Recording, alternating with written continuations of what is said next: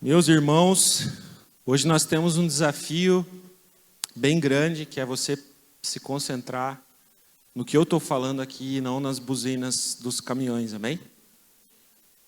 Então, eu quero convidar você a já abrir a palavra de Deus lá em Isaías capítulo 53. Nós vamos ler do versículo 1 até o 12, que é o capítulo todo, na verdade. Conforme você for encontrando, vamos nos colocar de pé para honrarmos a palavra de Deus. Sei que o Marciano já deu um gás no volume lá, para ficar menos competitivo. O problema é se eu começar a falar muito alto, daí você abaixa, Marciano. O Marciano está ministrando junto com a gente lá. Amém. Isaías 53, do 1 ao 12, diz o seguinte: quem creu em nossa mensagem e a quem foi revelado o braço do Senhor, ele cresceu diante dele como um broto tenro e como uma raiz saída de uma terra seca. Ele não tinha qualquer beleza ou majestade que nos atraísse. Nada havia em sua aparência para que o desejássemos. Foi desprezado e rejeitado pelos homens, um homem de dores e experimentado no sofrimento. Como alguém de quem os homens escondem o rosto, foi desprezado, e nós não o tínhamos em estima. Certamente ele tomou sobre si as nossas enfermidades, e sobre si levou as nossas doenças. Contudo, nós o consideramos castigado por Deus atingido e afligido. Mas ele foi transpassado por causa das nossas transgressões, foi esmagado por causa das nossas iniquidades. O castigo que nos trouxe paz estava sobre ele, e pelas suas feridas fomos curados. Todos nós, tal qual ovelhas, nos desviamos, cada um de nós se voltou para o seu próprio caminho, e o Senhor fez cair sobre ele a iniquidade de todos nós. Ele foi oprimido e afligido, e contudo não abriu a boca. Como um cordeiro foi levado para o matadouro, e como uma ovelha que diante dos seus tosqueadores fica calada, ele não abriu a sua boca. Com julgamento opressivo ele foi levado. E quem pode falar dos seus descendentes? Pois ele foi eliminado da terra dos viventes. Por causa da transgressão do meu povo, ele foi golpeado. Foi-lhe dado um túmulo com os ímpios e com os ricos em sua morte. Embora não tivesse cometido nenhuma violência, nem houvesse nenhuma mentira em sua boca. Contudo, foi da vontade do Senhor esmagá-lo e fazê-lo sofrer. E embora o Senhor tenha feito da vida dele uma oferta pela culpa, ele verá sua prole, prolongará seus dias, e a vontade do Senhor prosperará em sua mão. Depois do sofrimento de sua alma, ele verá a luz e ficará satisfeito. Pelo seu conhecimento, meu servo justo justificará a muitos e levará a iniquidade deles. Por isso, eu lhe darei uma porção entre os grandes, e ele dividirá os despojos com os fortes. Portanto, ele derramou a sua vida até a morte, e foi contado entre os transgressores, pois ele levou o pecado de muitos, e pelos transgressores intercedeu. Vamos orar. Curva sua cabeça, feche seus olhos. Senhor, nós te agradecemos pela tua palavra, Jesus. Mais uma vez, nos achegamos a ti, Senhor, para ouvirmos daquilo que o Senhor deseja ministrar ao nosso coração, Senhor. Nos livra das tentações e das distrações nessa hora, Senhor. Aquelas tentações de nós acharmos que já sabemos sobre o Senhor, que já te conhecemos o suficiente, Senhor. As distrações, os barulhos que hoje literalmente são perceptíveis, Deus. Mas quantas vezes as distrações passam por nós, Pai, de uma forma que nós achamos que elas não vão nos afetar. Então nos ajuda, Senhor, na nossa concentração, na nossa limitação, na dificuldade que cada um tem, Senhor, que nós possamos ouvir, Senhor, aquilo que o Senhor tem para ministrar para a tua igreja nessa manhã. Que o teu nome seja glorificado nesse lugar, Senhor. Que nós possamos sair daqui transformados pela Tua palavra, Deus. E não sejamos meros ouvintes enganando a nós mesmos, mas nós sejamos praticantes da Tua palavra. Nos ajuda a podermos praticar já nessa hora, no dia que se chama hoje. É o que nós te pedimos, em nome de Jesus. Amém. Amém. Pode se assentar, queridos. Meus irmãos, nossos queridos pastores Jean e Ju estão num período de férias, 2 semanas de férias, né? Porque vocês sabem muito bem que todos nós precisamos de descanso, repouso. Até o Senhor, depois de criar os céus e a terra e todas as coisas, descansou no 7º dia. O descanso é tão sagrado quanto o trabalho. Nós precisamos aprender esse princípio que a palavra de Deus nos ensina. Então, a pastora Ju começou falando sobre Abraão, algumas semanas atrás. Depois a pastora Sheila falou sobre Moisés, no domingo passado.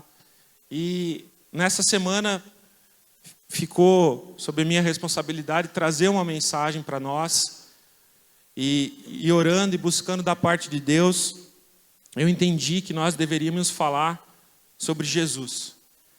Aquele que nós falamos todos os domingos, porque na verdade tudo aponta para Ele, amém? A palavra de Deus, a revelação progressiva de Deus através da palavra, aponta para Cristo Jesus. Ele é o centro de todas as coisas. Ele é o centro da nossa vida, Ele é o centro do universo. Ele é o centro e por isso essa cruz está aqui no centro, nos lembrando que a obra de Jesus é aquela que deve ocupar o centro das nossas vidas. Amém?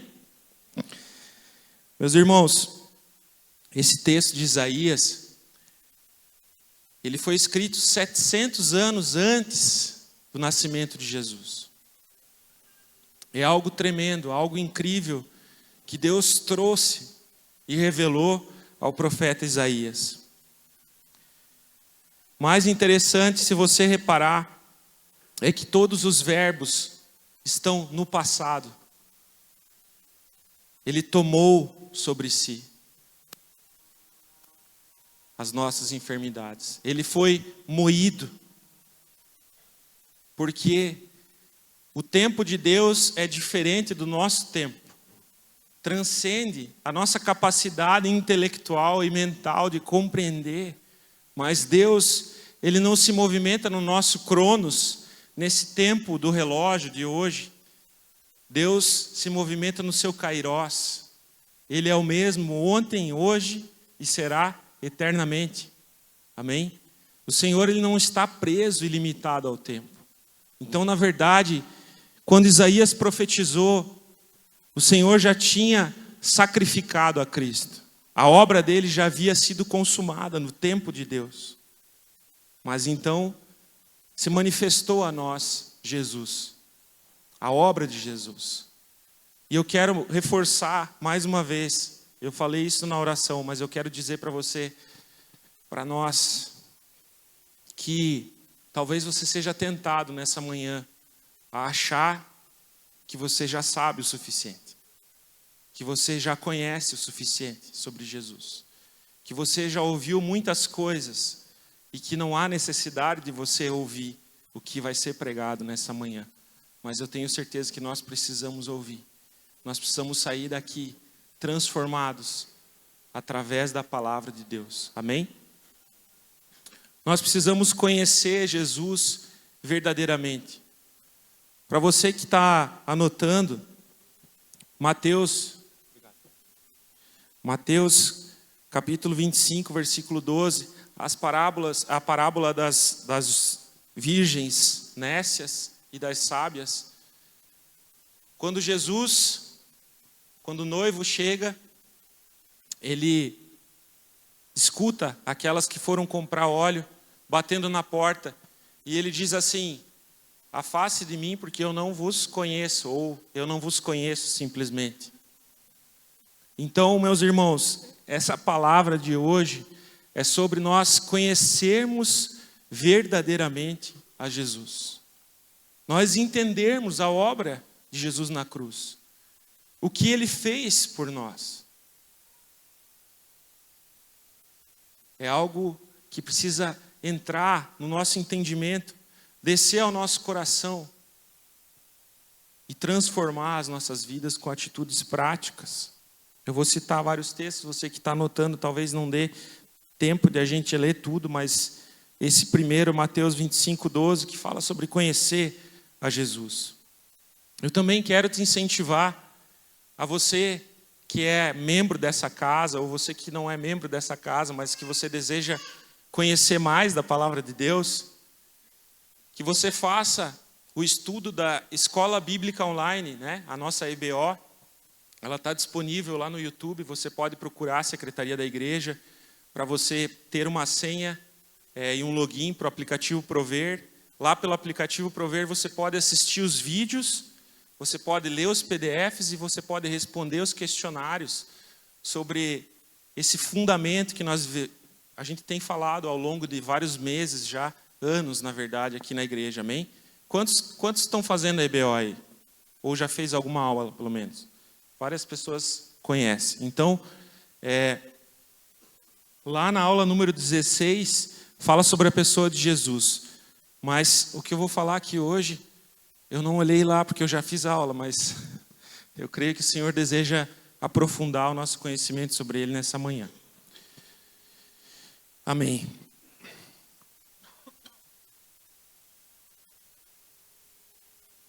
Perdão, gente. Acho que eu me empolguei um pouco no louvor, estou quase sem voz. Jesus, Ele é o Filho de Deus. Nós lemos isso lá em Mateus capítulo 16, do 16 ao 17. Quando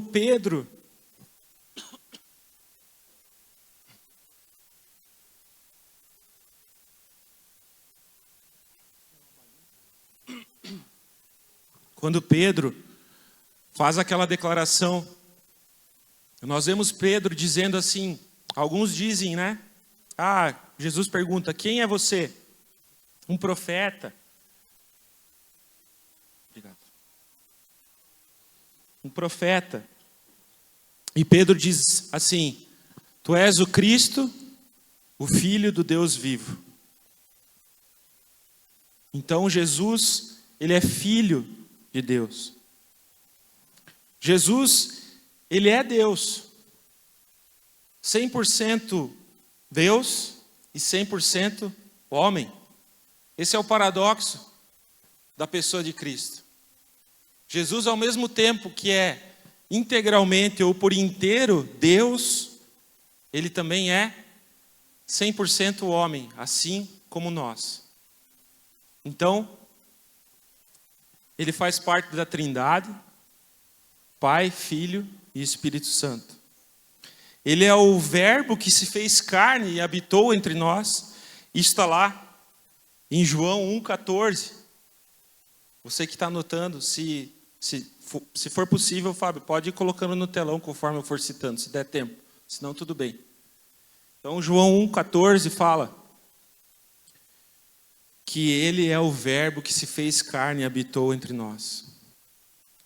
Jesus, Ele já estava, já era antes de ser. Gênesis 1:26, quando Deus está criando o planeta Terra, quando Deus está criando a Terra, os animais, os seres viventes, Jesus estava ali. A Bíblia fala que o Espírito de Deus pairava sobre a face das águas. Como que o Espírito estava naquele lugar gerando vida. E então, lá no versículo 26, nós lemos que Deus diz, façamos. Façamos, no plural.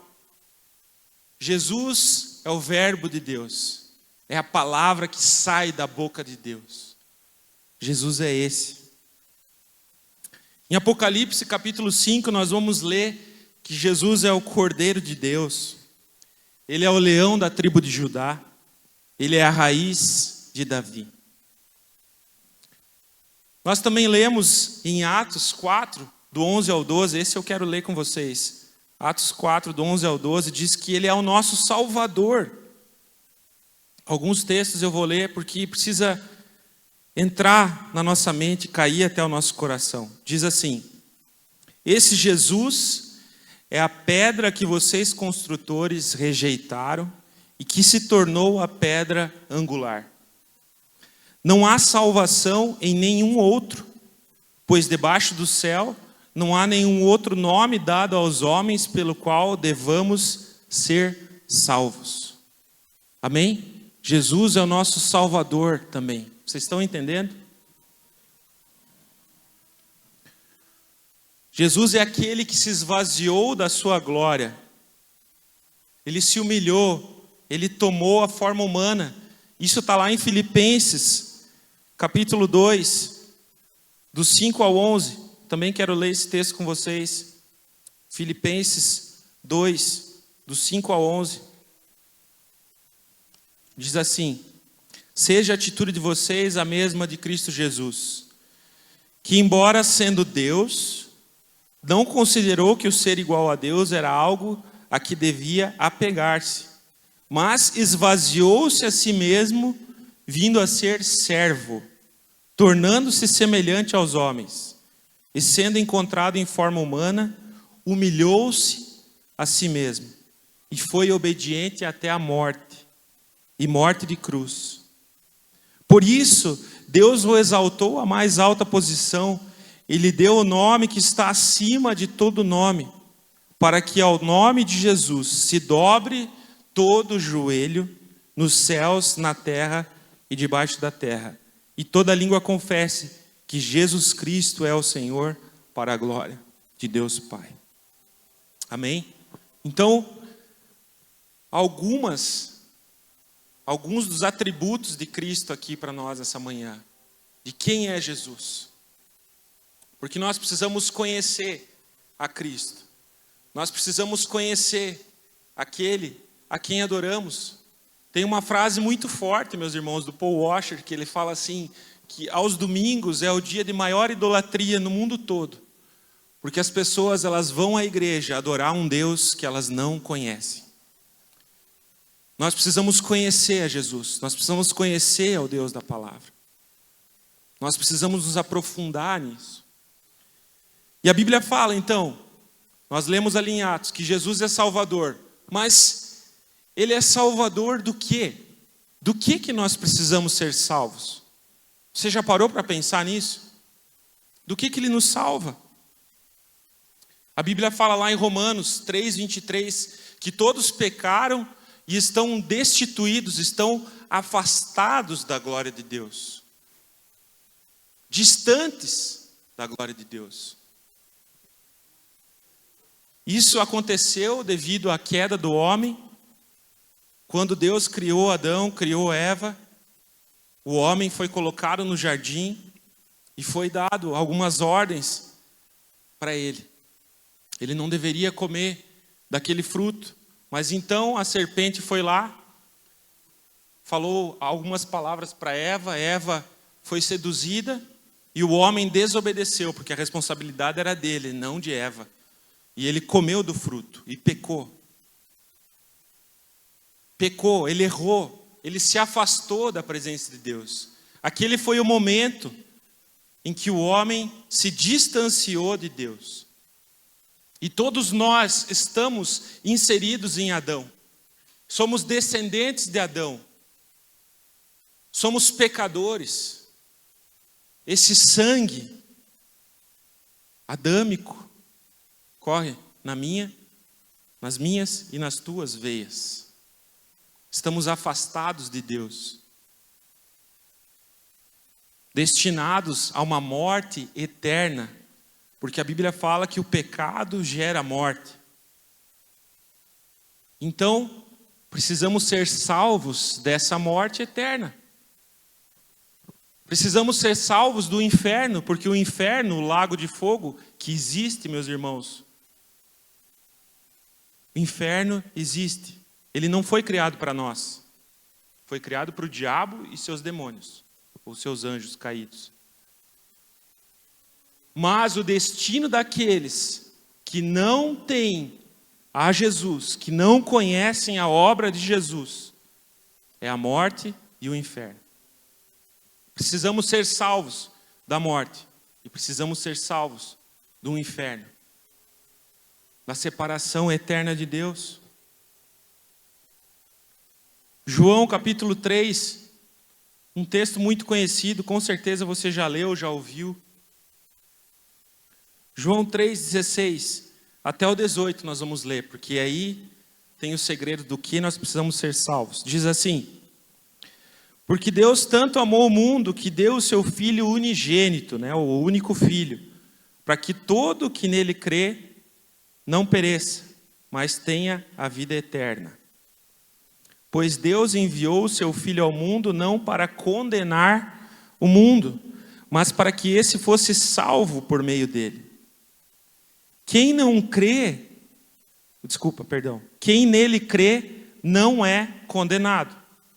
Mas quem não crê já está condenado, por não crer no nome do Filho unigênito de Deus. Então, meus irmãos, o fato de nós vivermos na ignorância, não conhecendo a Jesus, é como se nós estivéssemos condenados, eternamente condenados, à morte, à separação de Deus, à distância de Deus. Porque Deus é santo. Não é possível que alguém que tenha pecado habite na sua presença. Deus veio nos salvar, Jesus veio nos salvar da ira de Deus. Por isso precisamos ser salvos. Vocês estão entendendo? É disso que precisamos ser salvos. Voltando ao texto de Isaías, o versículo 1, como nós lemos juntos, fala: quem creu em nossa mensagem? A pergunta feita. É necessário, para sermos salvos, nos aproximarmos de Jesus pela fé. Como que nós podemos ser salvos de algo que nós não enxergamos? Nós não enxergamos o inferno e nós não enxergamos a morte eterna. Os nossos olhos naturais não conseguem ver essas coisas. Quem creu na mensagem? Aquele que se aproxima do Deus invisível precisa ter fé. Tudo que eu estou te falando aqui nessa manhã, se você não acreditar, se você não tiver fé, de nada vale. O mundo vem trabalhando, o mundo, o diabo e a nossa própria carne, os três inimigos a serem vencidos na nossa vida. Vem trabalhando pelos séculos, pelas eras, para que a gente não creia, para que a nossa fé não exista. Nós sabemos o quão terrível está sendo a sociedade nesse mundo, meus irmãos. Nós estamos no mesmo caminho da Europa. Os Estados Unidos está no mesmo caminho da Europa, vivendo numa era pós-Deus. Deus está morto, Freud disse. Deus está morto, Deus é um mito. Deus faz parte da mitologia, toda essa história de cristianismo não é verdade. É o que eles dizem, é o que eles querem que a gente acredite. Mas não nós. Nós somos o povo da fé. Nós somos aqueles que creem no que a palavra de Deus diz. Quem creu na nossa mensagem? Aquele que se aproxima de Jesus, se aproxima através da fé. Aquilo que parece loucura para o mundo, para os homens. Hebreus 11:6 fala isso. Sem fé é impossível agradar a Deus, certo? Efésios 2:8 fala que somos salvos pela graça, por meio da fé. Isso não vem de nós, mas é dom de Deus.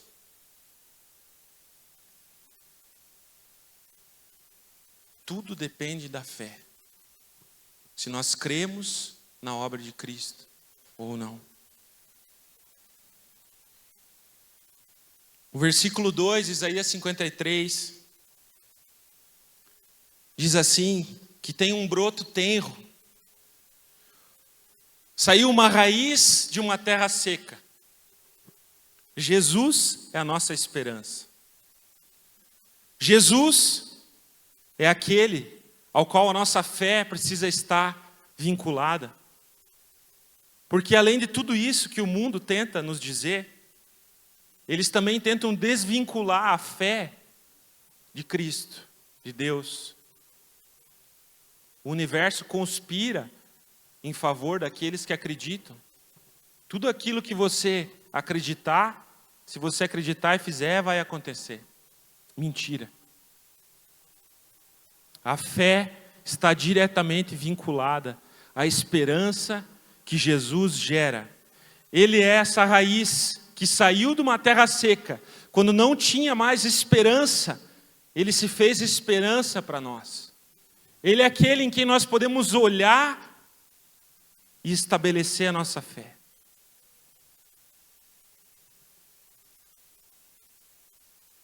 A Bíblia fala no versículo 2 também, que ele não tinha qualquer beleza. Ele não tinha majestade para atrair a nós.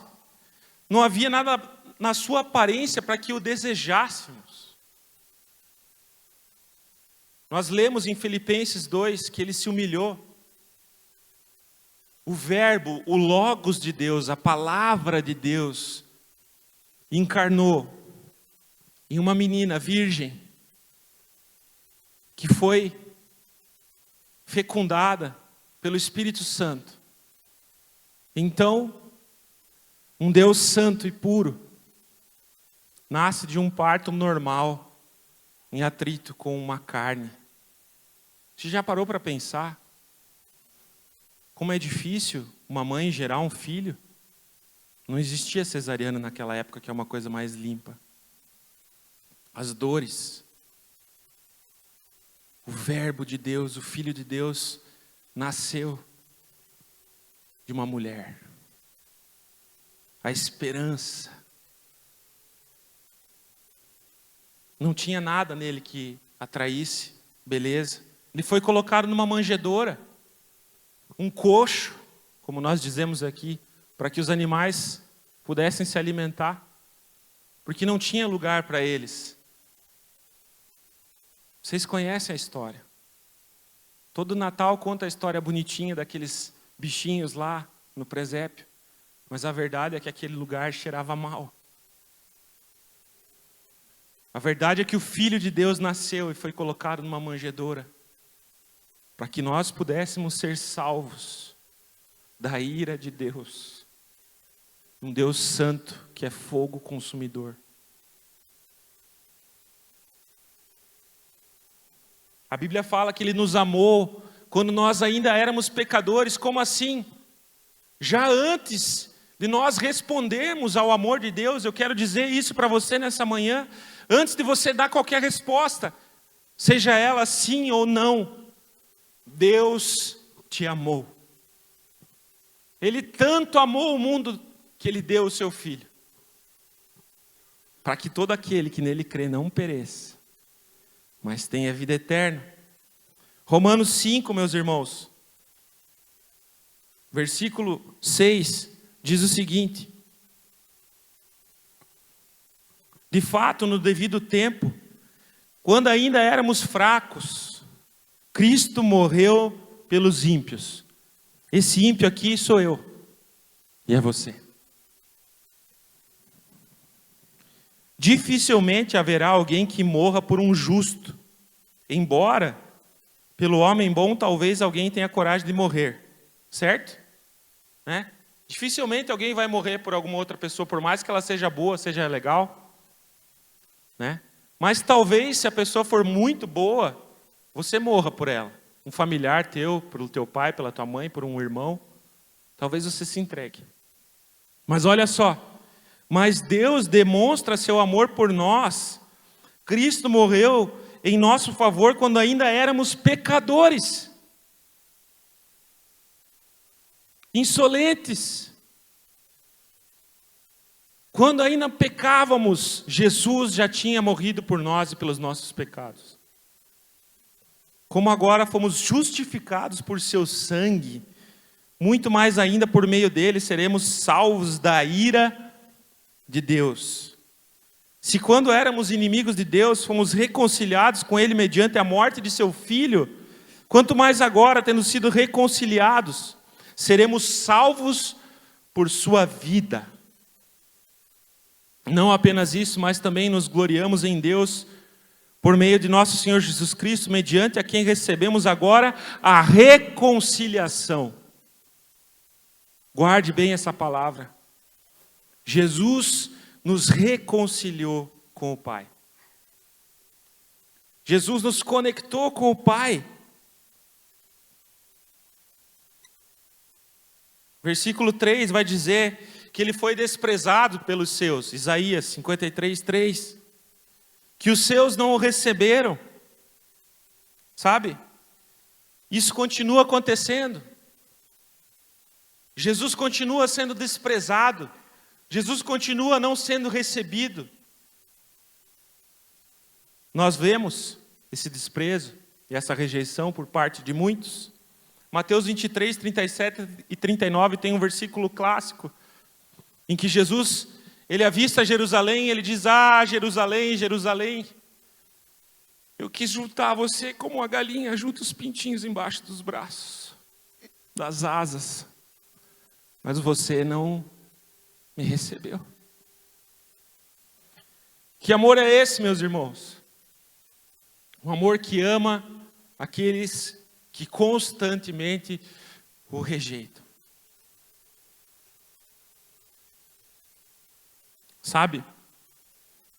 Talvez você está aqui nessa manhã e você tem rejeitado o que Jesus fez por você por causa de alguns que maculam o evangelho, que dão mau testemunho, que falam mentiras, que vendem um evangelho falsificado, um evangelho que não é o evangelho da palavra de Deus. Com esses Deus vai tratar. Mateus 18, 6 fala sobre isso. Ai de quem faz um dos meus pequeninos tropeçar, seria melhor colocar uma pedra de moinho, que é uma pedra grande, meus irmãos, uma pedra que moe grãos, e se lançar no mar. Jesus fala isso. Talvez você tenha rejeitado a Cristo até hoje por causa do mau testemunho. E eu digo para você, enquanto você olhar para homens, enquanto você olhar para instituições, você não vai entender a obra de Jesus. É preciso olhar para a cruz. É preciso sim estar vinculado à sua noiva, igreja verdadeira de Cristo. Porque a igreja dele não tem nome em placa. A igreja invisível de Jesus está por aí. E nós precisamos fazer parte dela. Glória a Deus por essa casa que prega o evangelho, que prega a palavra de Deus. Continue orando para que seja dessa forma. Porque é assim, para as coisas saírem do prumo, quando as pessoas olham para o lugar errado. Jesus não veio salvar uma instituição e uma placa. Jesus veio salvar a humanidade. E veio transformar a sua igreja em uma noiva que o busca e o procura. Ele veio adornar a sua noiva. Versículo 4. No capítulo 53 diz: ele tomou no passado. Jesus não tinha nem nascido, ele já tinha tomado. Ele tomou sobre si as nossas enfermidades e levou sobre si as nossas doenças. O castigo que nos traz a paz estava sobre ele. E aí, meus irmãos, eu creio que existem dons de cura e que Jesus pode nos curar de muitas doenças e enfermidades da alma, do físico. Eu creio nisso. Deus usa médicos, Deus usa remédios, Deus usa a oração da fé.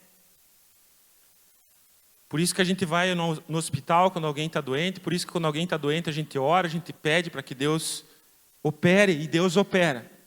Mas essa doença aqui, essa enfermidade que Jesus levou, foi a nossa principal enfermidade.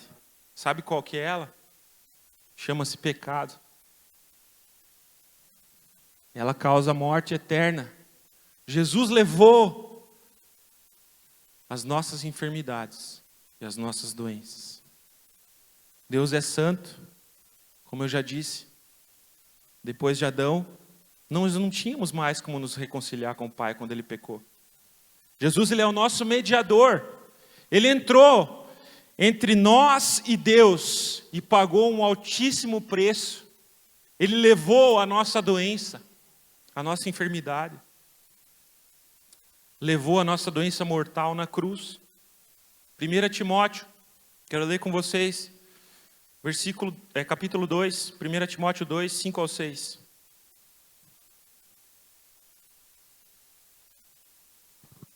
Diz assim: pois há um só Deus e um só mediador. Quantos? Um só Deus e um só mediador entre Deus e os homens. O homem Cristo Jesus. Há um homem no céu hoje, ressurreto. E o nome dele é Jesus, o qual se entregou a si mesmo por resgate por todos. Esse foi o testemunho dado em seu próprio tempo. Sabe? Aqui agora é algo que eu só faço uma conjectura, eu imagino. Não está na Bíblia, então você não precisa acreditar, mas eu imagino que foi dessa forma. Deus, ele é soberano sobre todas as coisas, ele sabe de tudo. Ele está no presente, ele está no passado, ele está no futuro, ele está no amanhã, ele está no agora, ele está no ontem. Então eu imagino, quando Deus criou o homem, e o homem então desobedece e peca, ecoou uma voz nos céus, entre os anjos, os querubins, entre os serafins: a quem enviarei para salvar a humanidade? Jesus se apresenta. Eu vou deixar toda a minha glória em favor desse que agora blasfemou na tua face. Eu vou deixar toda a minha glória por esse que agora era um filho legítimo e se tornou um filho bastardo. E eu vou me tornar bastardo. Sim. Jesus não era filho de José. Ele atraiu todos os bastardos. Eu. Você.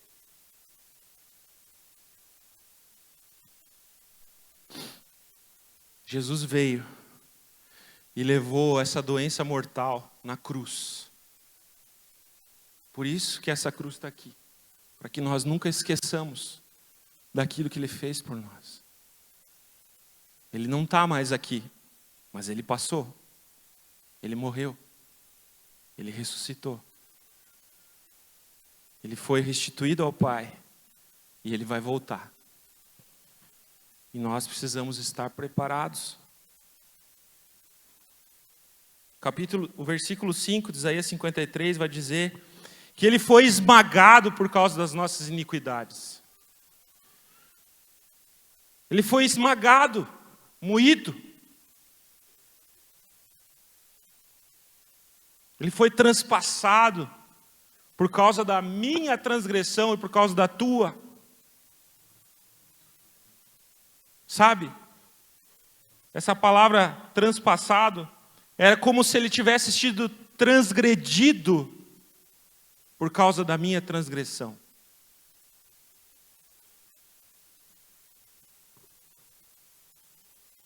Jesus foi esmagado por você. E nós temos paz com Deus. Nós temos paz com Deus por causa do seu sacrifício definitivo. Não tem nada que a gente possa fazer para ter paz com Deus. Jesus já fez. Pela fé, nós nos apropriamos dessa obra e somos salvos. De graça. É isso mesmo. É esse sentimento que você está tendo agora. Como assim? O que eu fiz para merecer? Nada. Nada. Você não fez nada. Porque o sacrifício foi dele. Não há nada que a gente possa fazer pelas nossas forças, meus irmãos. Ninguém pode te oferecer paz com Deus vendendo alguma proposta evangélica para você. Não há paz com Deus, não é um comércio. Não é uma prateleira em que nós pegamos algum produto e achamos que podemos ter paz com Deus. Não, não é assim que funciona. Não é um botão de emergência que apertamos. É pela fé que nos achegamos em humildade, em quebrantamento diante dele, reconhecendo a obra da cruz. Eu quero ler com vocês Marcos 15. Se você não quiser abrir, vai estar no telão. Marcos 15, do 16 até o 39. É um pouquinho longo, mas a gente precisa ler esse texto.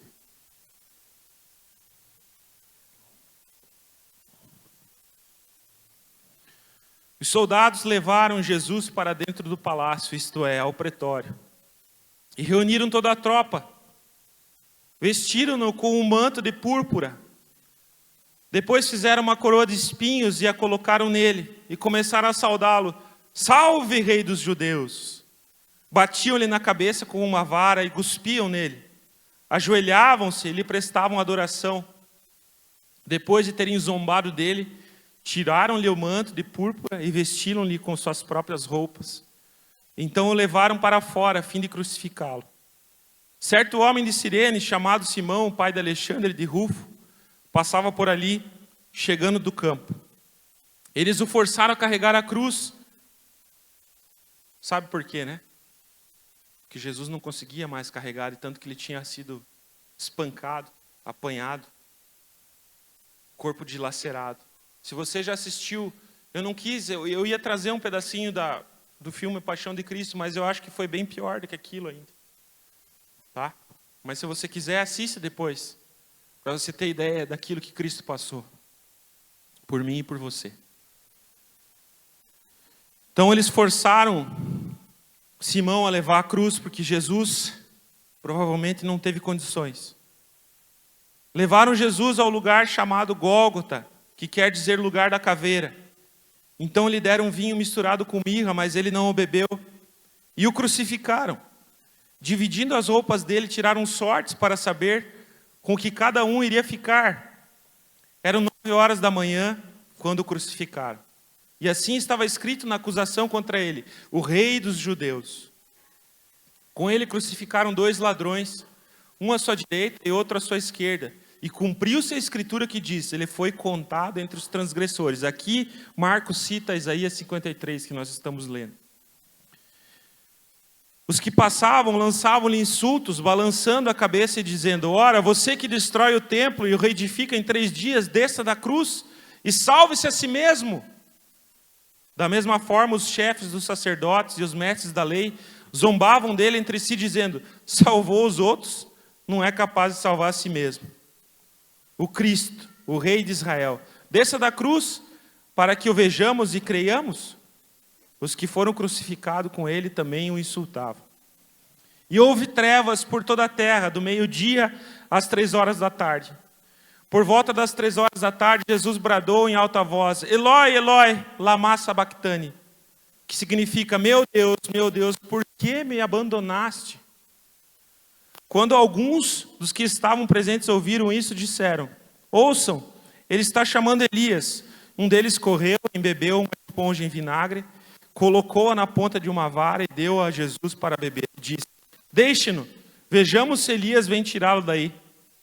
Mas Jesus, com um alto brado, expirou. E o véu do santuário rasgou-se em 2 partes, de alto a baixo. Quando o centurião que estava em frente de Jesus ouviu o seu brado e viu como ele morreu, disse: realmente esse homem era o Filho de Deus. Jesus passou por isso, por amor a nós, para nos reconciliar com Deus, para que pudéssemos ter paz com Deus. E o versículo 6, queridos, de Isaías 53, fala assim: todos nós, tal qual ovelhas, nos desviamos, cada um de nós se voltou para o seu próprio caminho. Nós nos afastamos de Deus. Eu não sei você, mas eu sim. Eu acho que você também. Nos afastamos de Deus. Nós criamos os nossos próprios ídolos. Dias, semanas, meses, séculos, milênios, desviados do Criador. Desviados. Longe do Senhor que fez os céus e a terra, como está lá no Salmo 146. Do Senhor que conhece todas as estrelas pelo nome, está lá no Salmo 147, 4. Do Senhor que conhece a palavra antes mesmo dela sair da nossa boca, Salmo 139, 4.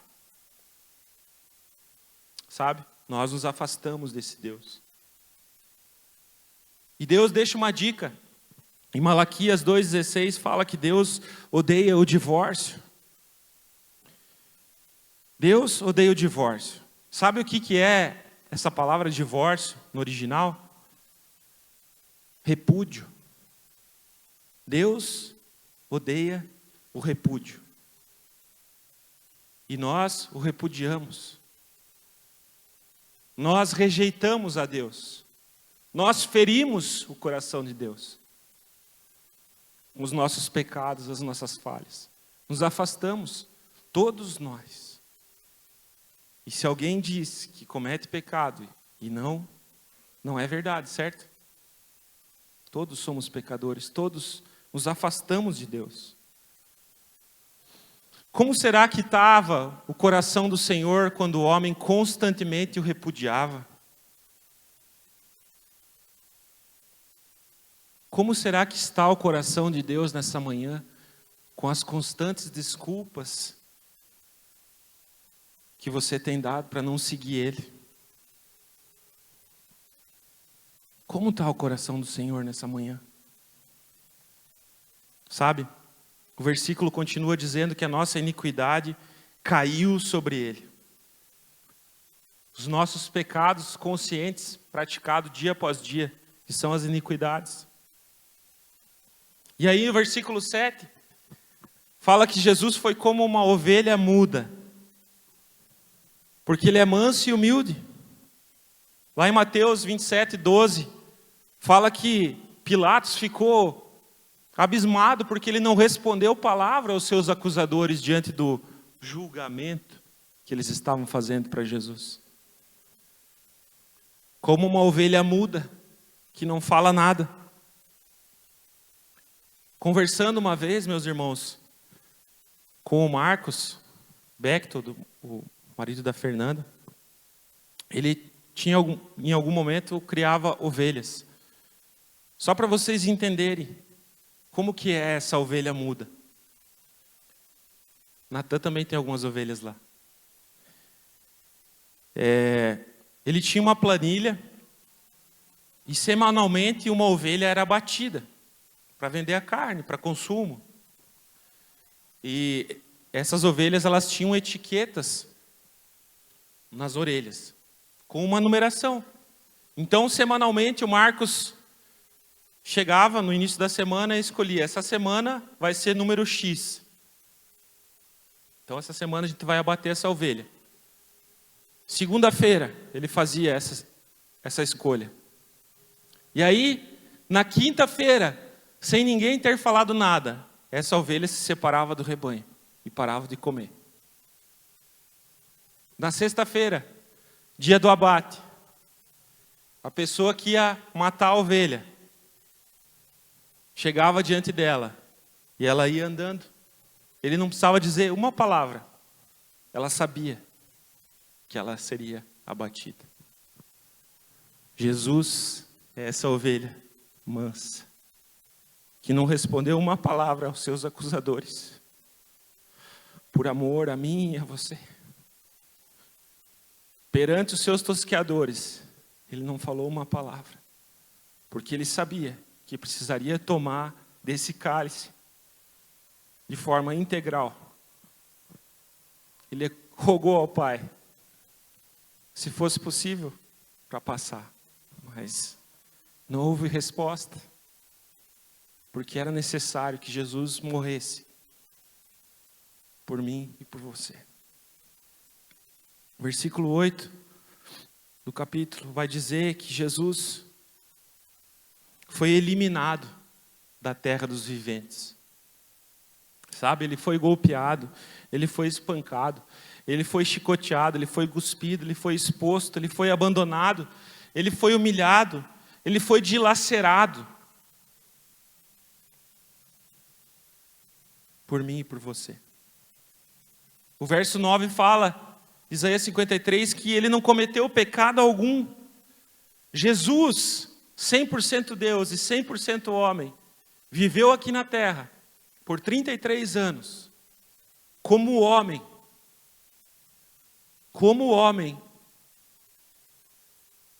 sem pecar uma vez sequer. Uma vez sequer. 1 Pedro, capítulo 2, eu já estou acabando, meus irmãos. 1 Pedro 2, 22 diz o seguinte: não cometeu pecado algum e nenhum engano foi encontrado em sua boca. Aqui é Pedro citando Isaías 53.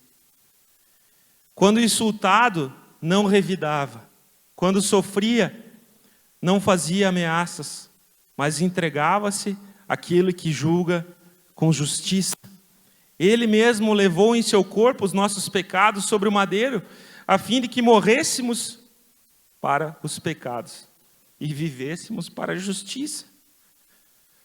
Por suas feridas vocês foram curados, pois vocês eram como ovelhas desgarradas, mas agora se converteram ao pastor e bispo de suas almas. Esse é o amor de Deus por nós. Versículo 10 fala que agradou a Deus, algumas versões dizem isso, Isaías 53. Agradou a Deus moê-lo. Ele recebeu a ira de Deus. Foi da vontade do Senhor esmagá-lo e fazê-lo sofrer. Será que Deus tem prazer no sofrimento? Não. Mas por amor a mim e a você, Ele pendurou o filho dele no madeiro. Ele se entregou em total obediência, num amor que nós nunca seremos capazes de compreender de uma forma integral.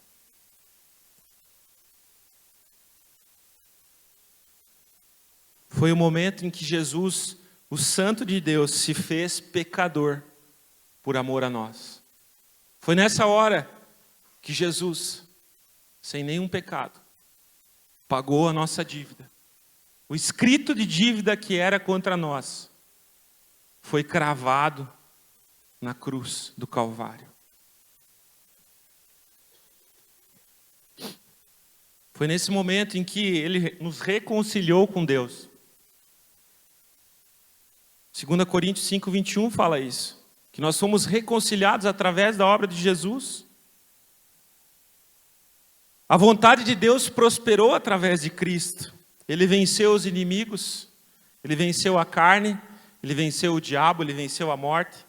1 Coríntios 15, 54 ao 56, diz o seguinte: quando, porém, o que é corruptível se revestir de incorruptibilidade, o que é mortal de imortalidade, então se cumprirá a palavra que está escrita: a morte foi destruída pela vitória.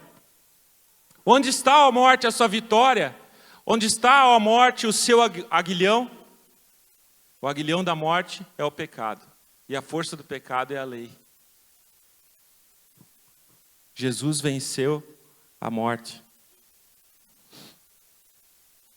Versículo 11 de Isaías 53 fala assim, meus irmãos: depois do sofrimento de sua alma, ele verá a luz e ficará satisfeito.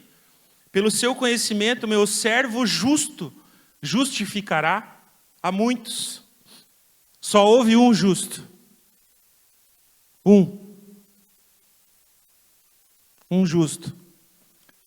Somos a congregação dos justificados pelo sangue de Jesus. Aqueles que pela fé se sujeitam à obra da cruz e se achegam a Deus através de Jesus. Só houve um justo. Romanos 3, do 10 até o 12, também para você que está anotando, fala sobre essa obra de justificação que Cristo fez por nós. O versículo 12, então, para encerrar, fala que Jesus derramou a sua vida até a morte. Jesus não poupou a própria vida por amor a nós. Romanos 8, eu quero ler esse texto para a gente poder encerrar. Romanos 8, do 31 ao 39. Diz o seguinte: que diremos, pois, diante dessas coisas? Se Deus é por nós, quem será contra nós? Aquele que não poupou seu próprio filho, mas o entregou por todos nós, como não nos dará juntamente com ele e de graça todas as coisas? Quem fará alguma acusação contra os escolhidos de Deus? É Deus quem os justifica. Quem os condenará? Foi Cristo Jesus que morreu, e mais, que ressuscitou e está à direita de Deus e também intercede por nós. Quem nos separará do amor de Cristo? Será tribulação, ou angústia, ou perseguição, ou fome, ou nudez, ou perigo, ou espada? Como está escrito: por amor de ti enfrentamos a morte todos os dias, somos considerados como ovelhas destinadas ao matadouro. Mas em todas essas coisas somos mais que vencedores por meio daquele que nos amou. Pois estou convencido que nem a morte, nem vida, nem anjos, nem demônios, nem o presente, nem o futuro, nem quaisquer poderes, nem altura, nem profundidade, nem qualquer outra coisa na criação será capaz de nos separar do amor de Deus que está em Cristo Jesus, nosso Senhor. Amém? Você pode celebrar, dar uma glória a Deus, dizendo que, entendendo o tamanho da obra e o tamanho do amor de Jesus por você. Versículo 12 fala que ele foi contado entre os transgressores, foi crucificado entre dois ladrões. E também fala que ele é um intercessor. Hebreus 5, depois você lê em casa, do 7 ao 10, fala sobre a obra de intercessão que Cristo fez definitivamente por nós. Existe um intercessor diante do Pai, Cristo Jesus, que nos amou e se entregou pela nossa vida. Eu quero convidar você a ficar de pé nessa hora. Todos nós. Aleluia, Jesus. Quero convidar você a fechar os teus olhos.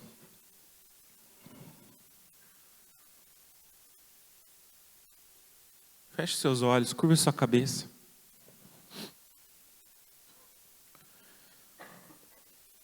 O que fizemos para merecer tamanho amor? É preciso responder a esse amor, meus irmãos, essa manhã, em fé. É preciso responder à obra de Jesus na cruz. Ela não é uma obra que deve ficar simplesmente sem resposta, não. Nós precisamos compreender a obra de Cristo. Ele tanto nos amou, que entregou toda a sua vida em favor a nós. E eu quero dizer para você nessa manhã, que esse altar aqui está aberto. Feche os seus olhos. Não fique com o olho aberto. Esse altar está aberto para você que deseja entregar a tua vida a Jesus. Talvez você precise se reconciliar com Deus nessa manhã. Talvez você, até hoje, pensou que conhecia a Jesus. Mas você precisa renovar os teus votos. Porque você andou longe, distante, como ovelha desgarrada, destinada a um matadouro. Você estava longe de Deus. Mas nessa manhã, o amor dele te atraiu a esse lugar para ouvir essa mensagem. Para que você se entregue com todo o teu coração e com todo o teu ser. Entregue a sua vida a Ele. Talvez você esteja nessa posição de se reconciliar. Ou talvez você nunca tenha feito uma oração de entrega a Jesus. Então, o altar está aberto nessa manhã. Enquanto nós vamos cantar uma música, permaneça com os teus olhos fechados, preste atenção na letra. E se o Espírito Santo está compungindo o teu coração, venha até o altar. Se ajoelhe. Se você pode, se não pode se ajoelhar, fique de pé. Mas é o lugar de nós, pela fé, nos achegarmos a Jesus nessa manhã.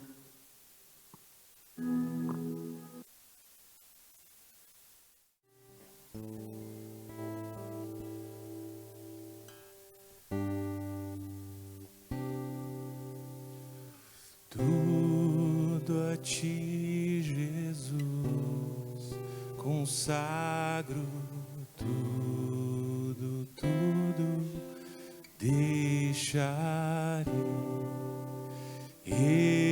resoluto, mas submisso, sempre a ti eu seguirei.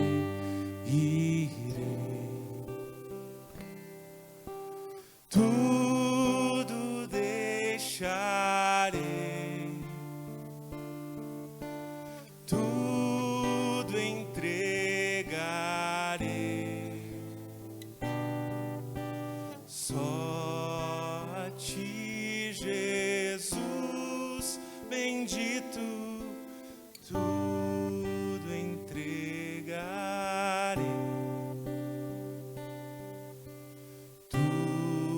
A ti, Jesus, consagro, pois eu sinto seu amor transformar a minha vida e meu coração, Senhor.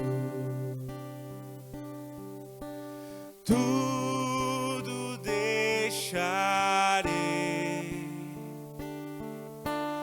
tudo entregarei, só a ti, Jesus bendito, tudo entregarei. Permaneça com os teus olhos fechados, sabe? Talvez você está sentindo algum tipo de vergonha nessa hora. O Senhor Jesus, Ele não teve vergonha de morrer por você naquela cruz. Se você precisa se reconciliar com Deus, quero te fazer esse convite de novo. Venha até o altar. Se você precisa receber a Jesus como Senhor da tua vida, venha até o altar. Vem aqui até aqui à frente da igreja. Se o Espírito Santo está compungindo o teu coração, se você está sentindo algo queimar aí dentro, se renda na presença dEle nessa manhã. Nós queremos orar por você. Mas principalmente nós queremos que você entenda e compreenda o tamanho da obra de Jesus pela tua vida. Tudo a ti, Jesus, consagro, quanto gozo meu Senhor. Paz perfeita, paz completa, glória, glória ao Salvador. Tudo deixarei, tudo entregarei,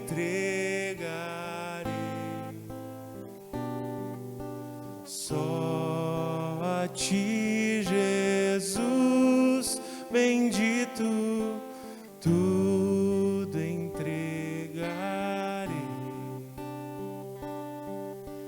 tudo deixarei,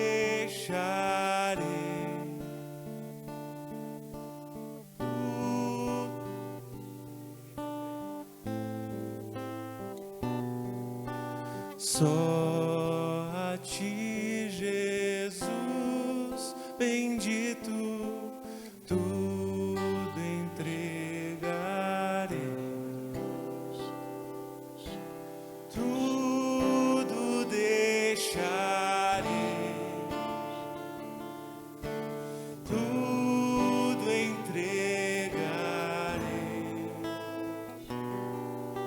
só a ti, Jesus bendito, tudo entregarei.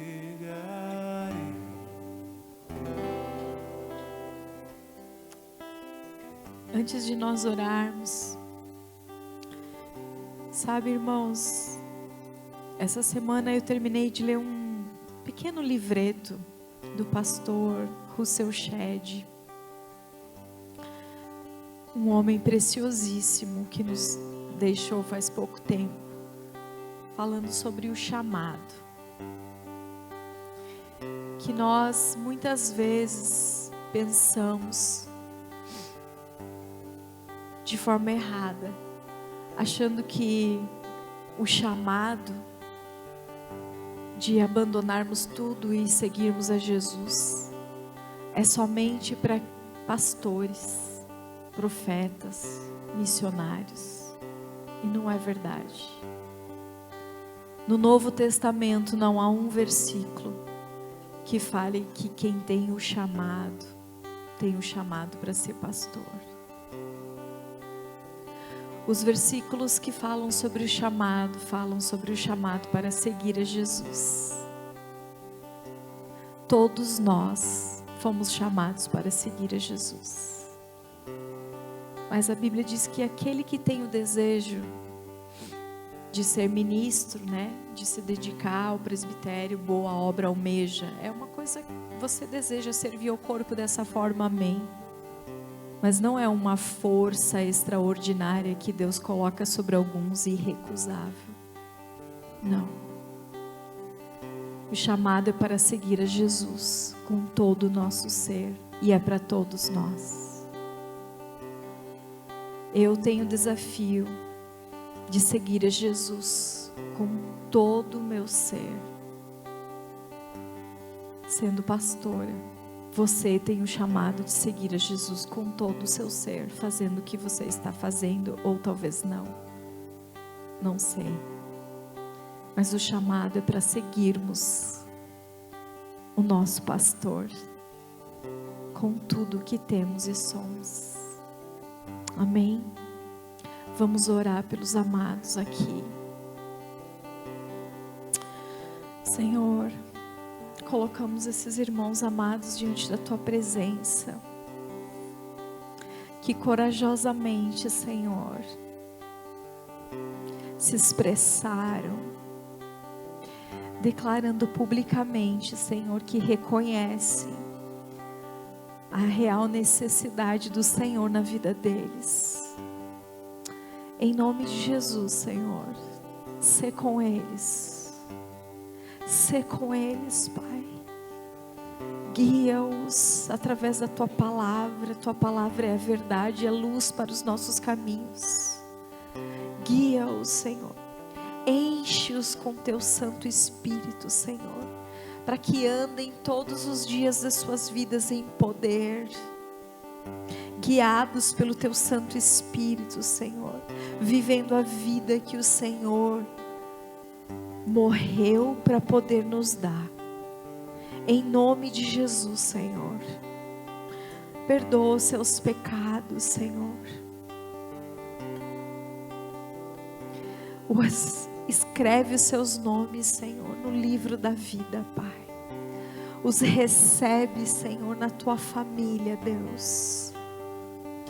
Enche-os de sabedoria, enche-os com a tua paz, transforma-os em testemunhas vivas, transforma-os em cartas vivas, para que o mundo leia nas suas vidas o poder transformador do sangue precioso de Jesus. Que eles vivam uma vida que glorifique o teu nome, Senhor. Em nome de Jesus. Amém. Aleluia, Jesus, nós te agradecemos por essa manhã, Senhor. Que o teu Espírito Santo continue ministrando no nosso coração, Senhor. Nós queremos te conhecer, Jesus, na íntegra, de forma plena, Senhor. Nos livra de todo mal, Senhor. Nos leva em segurança para casa, guarda a nossa entrada, a nossa saída, Senhor. Todos aqueles que estão viajando também, protege, Senhor. Sê conosco nessa semana, nós te pedimos no nome santo de Jesus. Amém. Deus abençoe, queridos, que você possa ir na paz de Jesus.